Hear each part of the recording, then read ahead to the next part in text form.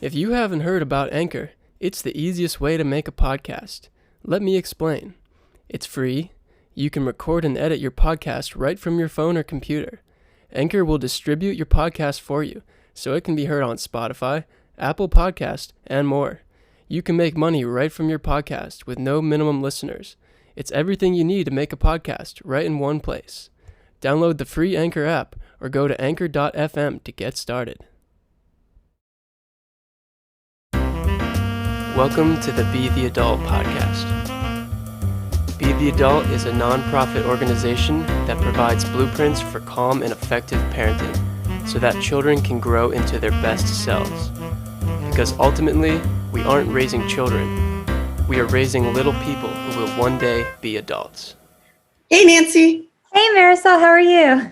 Great. How are you doing? I'm doing well. I am excited. I am loving what we're doing this season to get such great people on to help share all of the wealth of information out there. I wanted to share with you, I got this very big compliment this weekend that I thought I wanted to share with you in the audience. I was with a group of friends recently, and they said to me that one of the smartest things I've ever done was associate myself with Be the Adult. So I love that. Thank you.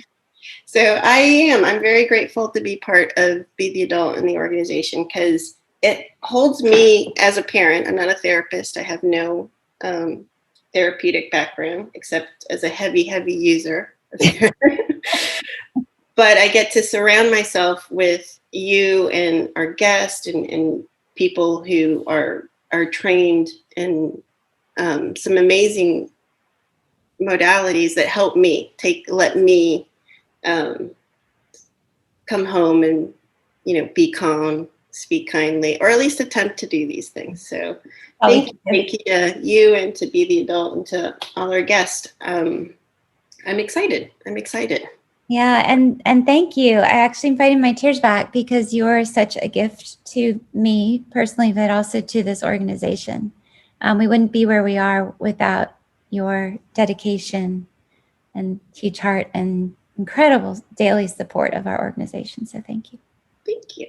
So this week's topic is speak kindly, but we're going to speak about a certain type of program. Do you want to tell us a little bit about the program? And the way I'm tying this episode into Speak Kindly is because I know that when I don't speak kindly to my kids, when my mother's voice comes out of my mouth, that's like old trauma. That has nothing to do with the moment. And I shouldn't have said that about my mom. But I think it's relatable. I don't think I'm the only one out there that would say that. But it's a trauma from long ago that's coming out of my mouth. So how are our guests today going to help us? Yeah. Well, I'm going to let them answer that in a few minutes, but I'll just share for a moment or two. I appreciate what you're saying, Marisol, and I want all of us to remember, I remind myself too often, is that your mother, my mother, all of us, we're all doing our absolute best with what we bring to the moment. So when we might look at peel some layers or look at our backpack of some things that are unpleasant, or whatever word you want to use for those, there's a spectrum of unpleasantness or toxicity from our family of origin.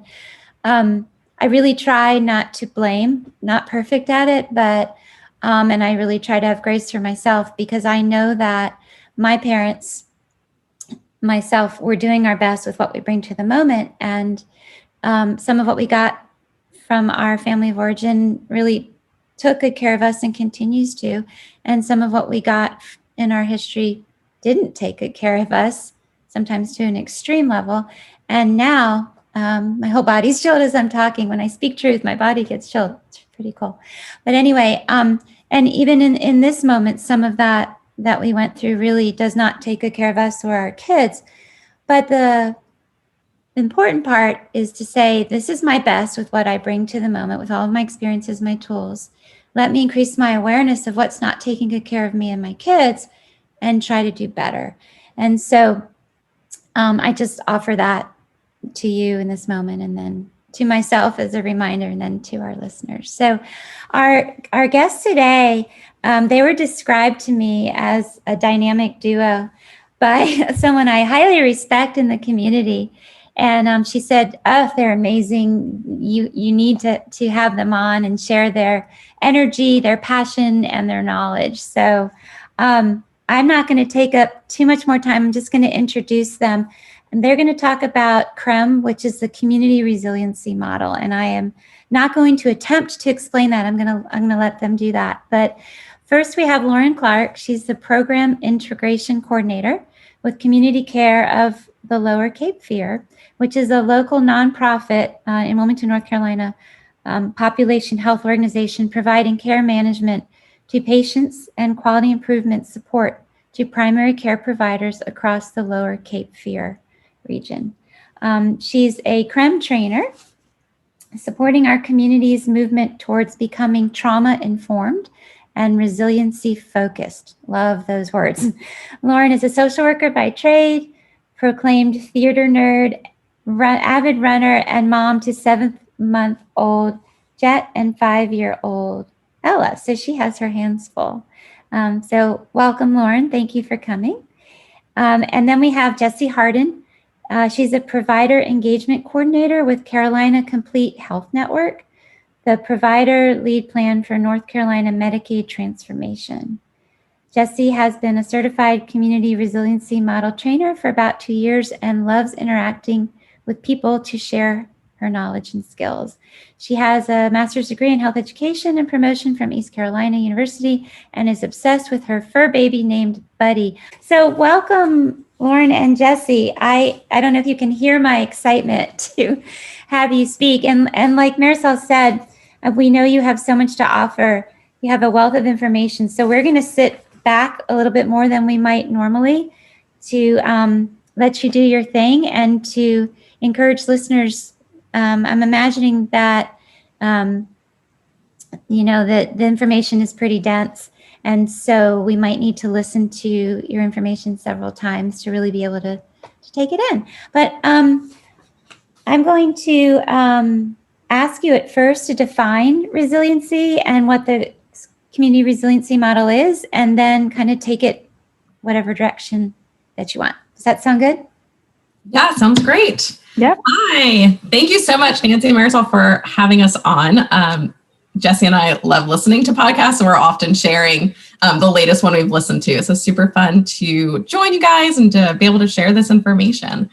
So resiliency, definitely starting off the bat, we didn't realize how many definitions of the word resiliency there really are. So there's over 70, and I bet even more than that. So every person kind of has their own interpretation of that. And so something we like to do is just set up how we view resiliency, because around the world too, sometimes the word resiliency has a negative connotation. And so we definitely want to be mindful of that, where people say, don't call me resilient because then I won't get any additional support or help, right? Don't ask me to be any more resilient, help make changes. So we just want to kind of set that up so that everybody knows kind of what we're talking about. So our definition, and this is from Elaine Miller-Karras, she's the co-founder of the Community Resiliency Model. And so this is the one that we follow, and I really like it. So resiliency is an individual's and community's ability to identify and use individual and collective strengths in living fully in the present moment and to thrive while managing the activities of daily living. Right, so that was a lot of words. But if you break it down, we're talking about individual and collective strengths. We're identifying what we're really good at, what we're strong at. Kind of that idea of it takes a village comes to mind, right? And we're identifying those strengths, and then we're using them together to handle all of the just everyday stress, right? Sometimes there are large, big traumas we experience, but also there's a lot of just stress in the day. Waking up, Jessie and I even just texting each other this morning, trying to help each other through, a stressful morning. But then that you're also present, right? We're not getting bottled up in the past, and we're not kind of giving up our time to the future. We're really present. And I think that is something anybody might want more of, right? It doesn't mean that you had to experience some major life-altering trauma. You might have, but you can also just try to be more present in the moment.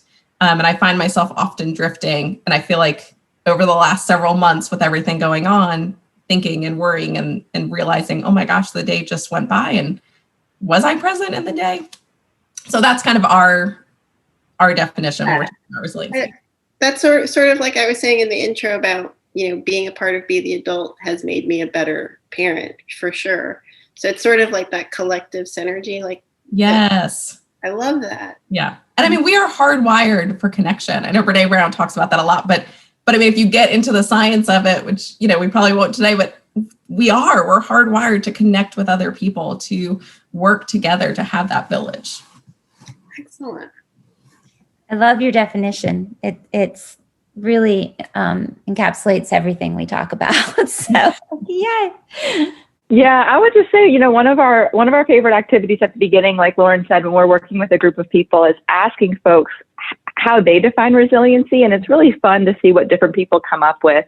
And some of the most common things we hear folks say is the ability to bounce back, or to be flexible, or to kind of, be able to roll with the daily stressors that we come across. So I love that part of class. And I think it just helps level set the fact that being a resilient person does not mean that you're happy all the time and creating world peace. It means just being able to manage yourself every day. And that has a trickle out effect.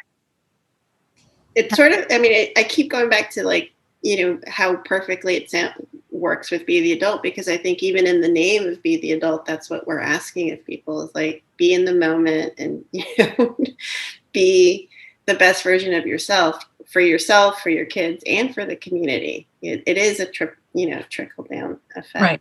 So we often give that example of the oxygen mask on an airplane. Yeah. So when you fly, they say, when the oxygen mask drops down, please put on yours first before assisting others. And I know, especially before I became a parent, I never understood that. I was like, what? But this person needs help. Why can't I help them? And then I realized, you can't take care of anybody else. You can't be your best person if you're not taking care of yourself. So if you don't have that oxygen, if you're not refueling, how can you be your best and offer your best and be helpful and be supportive to those around you? So we really try to think of that piece as well, right? And so you work within the community, like you go and I'm a layman, so forgive me. So you go to the community and you teach them this model for... Yes. Yeah. So the community resiliency model was actually developed after some major natural disasters around the world. And there aren't enough professionals after a disaster like that to help the number of people that now have experienced this large trauma, right? And so that kind of got the Trauma Resource Institute into thinking, well, how do we have something that, for language, laymen can share? How do we have something where just the natural leaders can share and support each other within the community? And so they developed this model, and that's really it.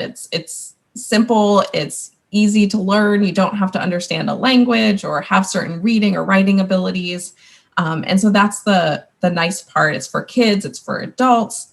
So it could be just somebody in the community. It could be a faith-based leader. It could be a teacher. It could be your neighbor. And just how do we, like Jesse said, have this trickle effect where we just share a little bit of knowledge. So we do formal trainings. There's a number of other trainers out in New Hanover County and kind of starting to spread into Pender and Brunswick as well. So there's lots of different trainings going on with this. Again, just even if you can take one little thing and you share it with your neighbor and you go, hey, have you thought of this, right? Or can you impact your child and the people that you work with? You really get to see that trickle out. I love that. And so it's a biological model you mentioned. Can you speak to either one of you a little bit about that? Yeah, sure.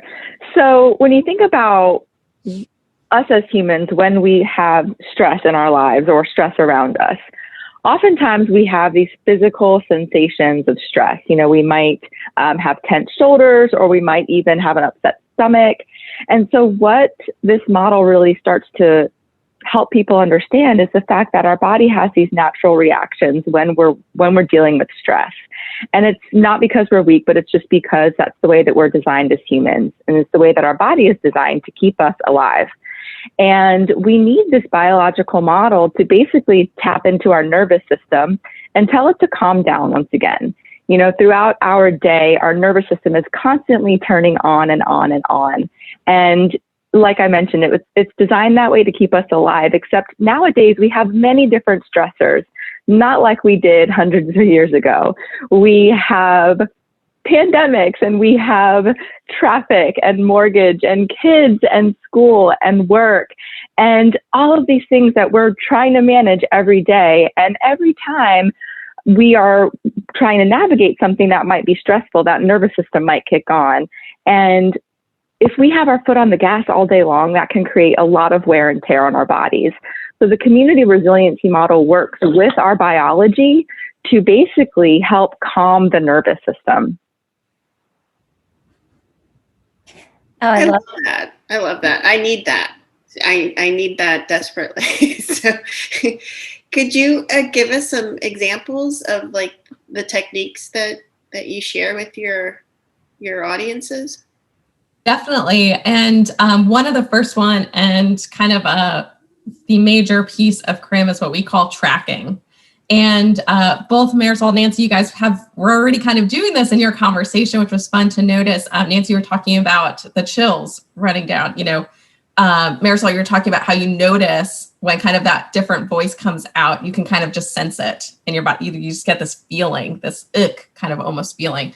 And that's what we call tracking. So the model feels a little touchy-feely, but not in a touchy-feely like kumbaya way, right? Okay, it's a touchy-feely because our body has sensations, right? Like we experience and feel emotions in our body. We say we have butterflies in our stomach, right? So this is just a natural kind of language that we use. We may say we're feeling blue, or I see red. Like we have this sensation language. So what CRIM does is really focus on that and teach that understanding. Because once I can name it, and once I can say, ooh, okay, I'm feeling goosebumps and that is unpleasant. I don't want to feel that.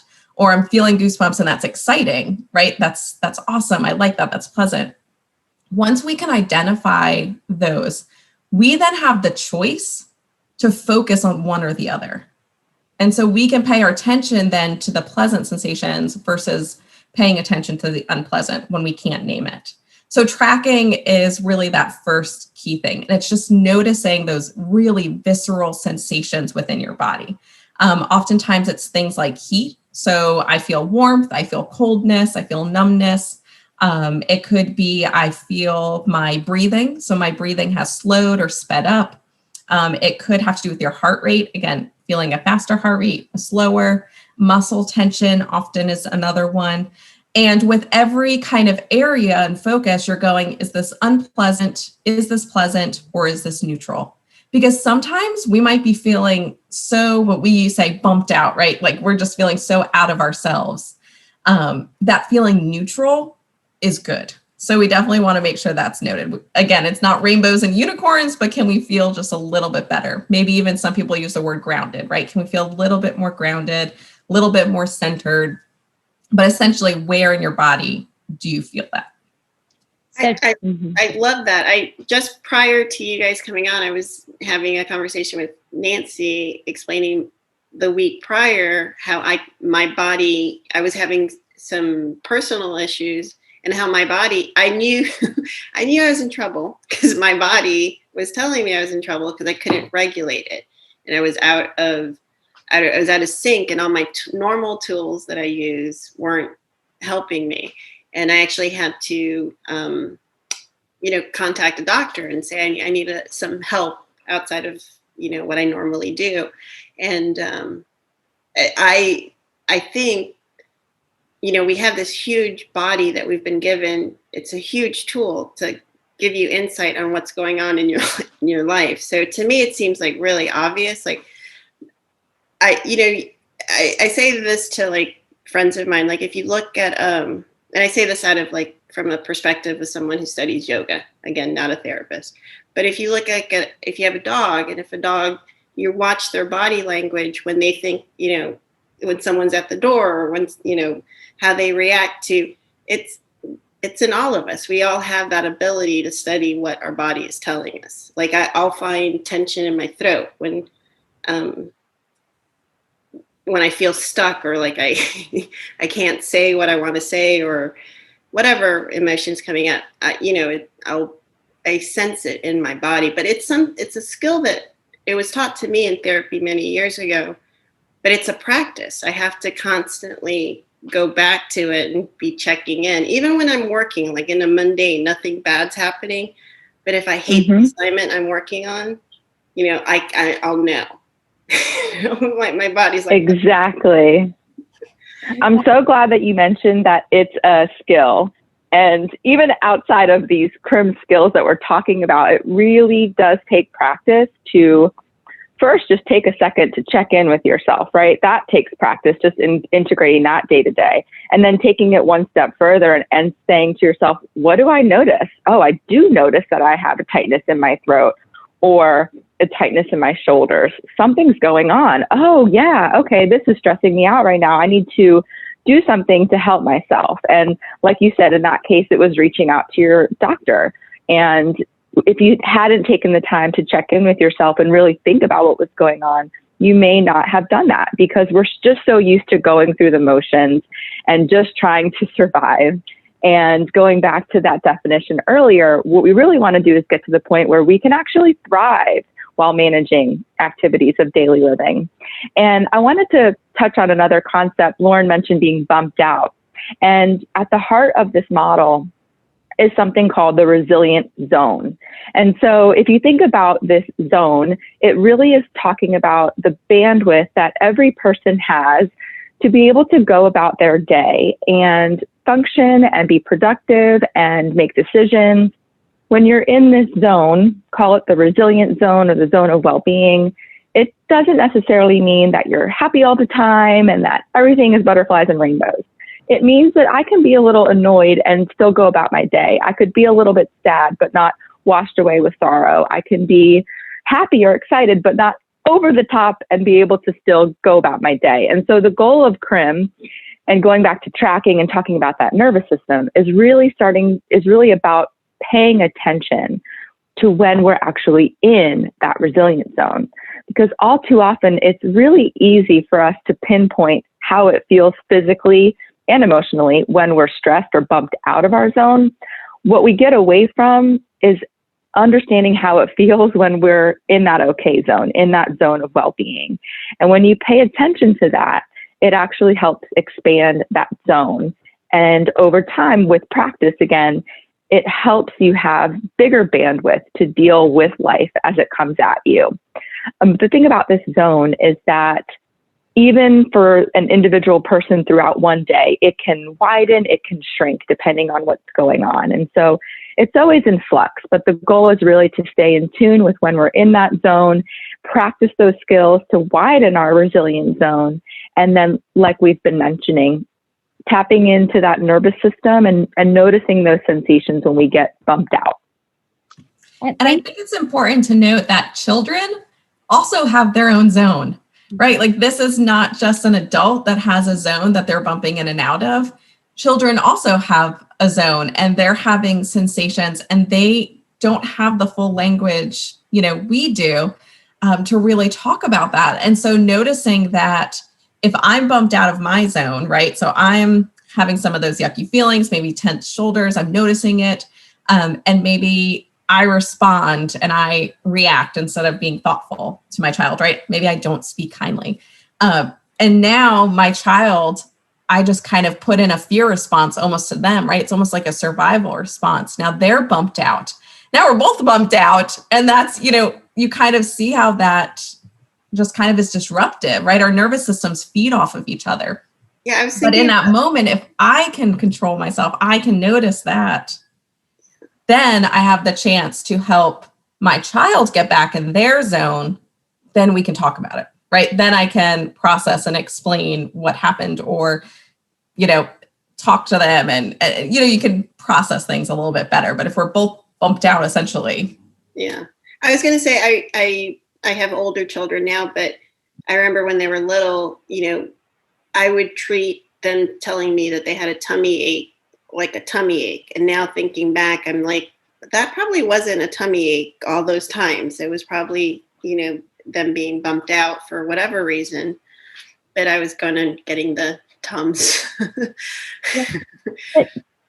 Jessie, what you were talking about, so this is my language, is a little different, so tell me if it fits. So not only being aware when we're bumped out of our zone, but what I loved what you were saying about having the awareness of when we are in our zone, our resiliency zone, and kind of celebrating that maybe, or at least appreciating our ability to be there.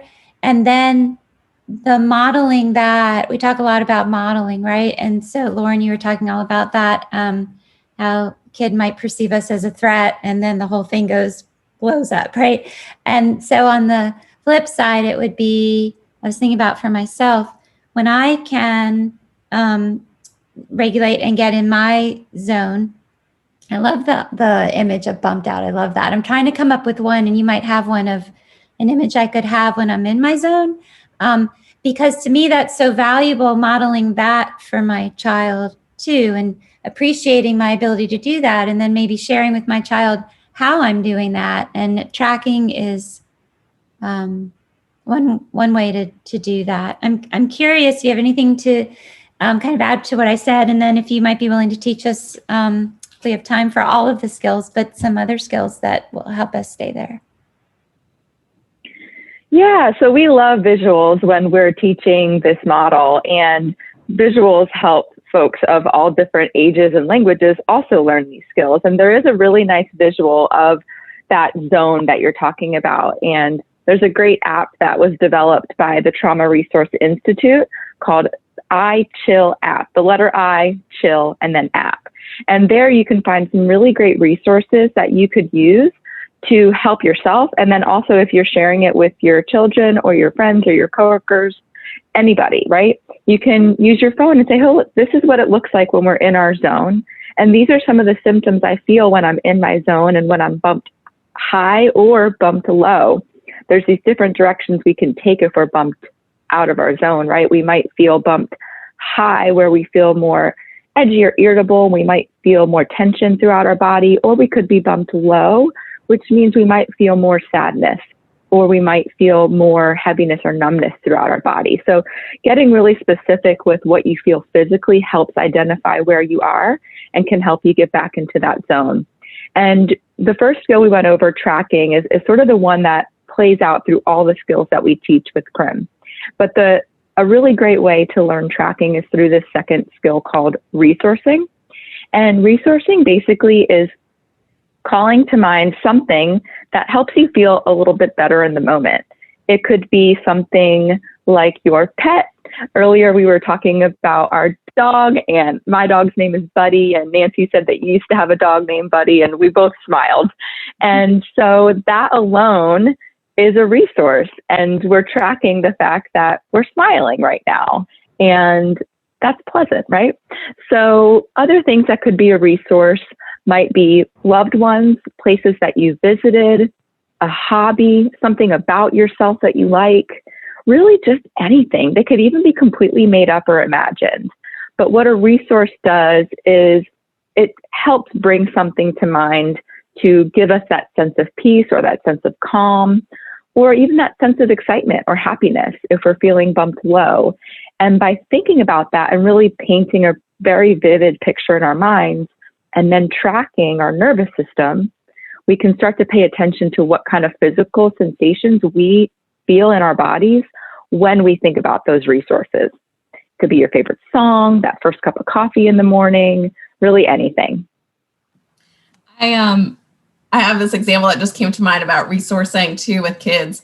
I think my daughter was about 3 and we drove up to New York where my family is for Christmas, and we were on the way back, and it's about a 10-hour drive.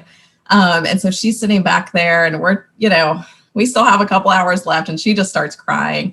And we're like, I know. And I try to sit in the back seat with her, all the things. So all of a sudden she was super into My Little Pony. I just said, what, Rainbow Dash is what color? Rainbow Dash is pink, right? And we go from, no, she's blue. Rainbow Dash is blue, and Rainbow Dash has all these rainbows. And like, she immediately stopped crying to correct me on all about My Little Pony. And so I was like, okay. And then she starts crying again. I was like, ooh, okay, let's try this again. Okay, and Pinkie Pie is yellow, right? No, Pinkie Pie is pink, and Pinkie Pie is really silly. And she stopped, for those moments, because that was a resource for her, right? So even at the age of 3, you can make this work. And then she started crying. And then I had my husband in. He figured it out real fast what we were doing. So it's just kind of a fun example, but that's what we're talking about, right? Our mind can't decipher that that's not really happening in this moment. That it's a memory. It thinks it's happening in the moment. And so it just resets, like Jessie said, that nervous system. I love that. So in the moment, you were really helping her get into her zone. Exactly. I love that. What usable skills these are for all of us. At any age, in any moment. My brain is kind of on fire thinking about all these cool ways to use these. One of you had mentioned when we were talking about coming on the podcast about Help Now, and I'm curious what that is and if you think it's a good time to talk about that. Yes, great time. So now you're kind of starting to understand, right? We've got our zones, we're bumped out, we want to get back in our zone. Resourcing is great when you feel like you can think about it, right? So resourcing is even better to help expand the zone. So when you're having a wonderful moment, take a minute and notice it. Notice how you are experiencing that moment in your body, marinate it, and that's going to start to widen your zone. Now, then there's times when we are so bumped out and you can almost feel it. Like I feel my body even starting to tense thinking about it. When you really feel like you are bumped out, you've flipped your lid, all that kind of things. Like you almost can't even think clearly. You're so just out of your zone. And for those coming up and thinking about this nice resource and kind of setting the mood, and it may not be effective. And so we have these skills called Help Now or Reset Now. And it's really when you need that quick reset of the nervous system. These skills are really highly based in sensations, maybe physical exertion. It's something way more visceral in these skills. So we're talking about looking out around the room and naming all the things you see that are blue. So it's bringing your mind back to the present moment. It could be taking a drink of water and noticing the temperature. How does the water feel? Your sole attention now is on drinking the water. It could be going for a walk. So you're doing that physical exertion of your large muscle groups. Some classrooms, one teacher said she had a box and it was filled with a bunch of old books. And she would just ask the student when the student got bumped out to bring it to another teacher. She had already talked to that teacher. And so that was a way to reset the student. And the student had no idea what was happening, but there was a physical exertion, which gets rid of our stress hormones. And that was able to kind of reset the child. You can do things like counting backwards from 20. So some of these things that just kind of reset on a more visceral sensation base, walk outside and notice the sun or the cool breeze or something, and pay attention to that. And then your sensations that you notice. So these are just really kind of more rapid resets to your nervous system. I love that. And it sounds like, again, just like the two of you said, we can use these and then we can model them for our children. And then so they can then learn how to rapidly reset themselves. And then how beautiful we can have that kumbaya unicorn and butterfly, at least a moment of it at times, right? Jessie, did you want to add anything to that or?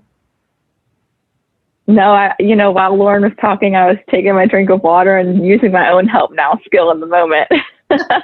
How can we dive into more of this I'm excited. I'd love to learn more. And I know that I already am going to want you guys to come back and teach us more. But in the meantime, what can we and our listeners do to help ourselves really kind of dive into this more? Definitely, just start noticing and tracking, and you can track for other people. So when you see a friend or a spouse or somebody or child, take a deep breath, call that to their attention, go, wow, I just noticed you took a deeper breath. Do you notice anything? Do you feel any better? Wow, look at that big smile. You must be really enjoying this. Those are ways to track for yourself and for other people, right? Because that's a big piece of it. Resourcing. So noticing, those pleasant sensations, calling them to mind, the pleasant memories, the things that make you happy, trying some of these help now skills. And as Jessie mentioned, they're all available on that app. So that would be a great thing. Download the app today. It's free, Android, iOS. And take a peek and look around at the information that's there. You can always, reach out to Jessie and I, find us. There's also a number of kind of trainings going on across the New Hanover County area here in North Carolina. There's been some more virtual trainings and things like that going on. So there's resources out there. Look it up, look up CRIM, find us.